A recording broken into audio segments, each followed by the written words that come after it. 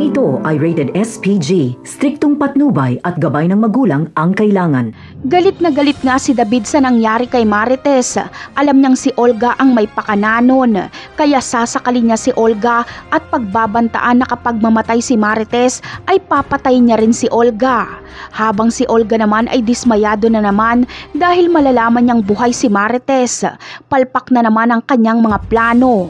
Ayon kay Olga ay iisa-isahin niya daw ang lahat ng pamilya ni Tanggol, pero si Marites na nga lang na mahina at inosente ay hindi pa niya mapatay-patay.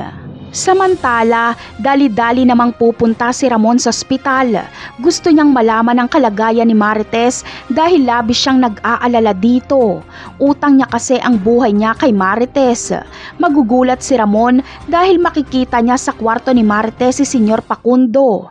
Malaking tanong sa kanya kung ano ang koneksyon ni Marites sa mga kabalyero at aalamin ito ni Ramon. Sa kabilang banda naman ay pagkatapos ma-turnover ni Rigor ang kanilang mga nahuling mga batang tondo ay dito niya na malalaman na nasaksak si Marites. Dali-dali silang pupunta sa ospital kasama si Mando. Agad na iimbestigahan ni Rigor ang nangyari at sisiguraduhin niyang mananagot ang may pakana nito. At dahil wala pang malay si Marites ay wala siyang kaalam-alam na labis na nag-aalala sa kanya ang dalawang lalaki sa kanyang buhay na si Ramon at Rigor. Ngunit magpapang-abot kaya si Rigor at Ramon sa mismong kwarto na kinaroroonan ni Marites? Dito na kaya malalaman ni Rigor na naisahan pala siya ni Ramon dahil buhay pa pala ito? Siguradong malaking gulo ito. Pero malamang ay makakagawa si Ramon ng paraan para hindi siya makilala ni Rigor.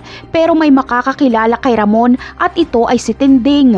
Malalaman ni Tinding na buhay si Ramon at makikita niya mismo ang pagdalaw nito kay Marites. Napakarami pa nating dapat abangan sa mga susunod na episode. Paalam!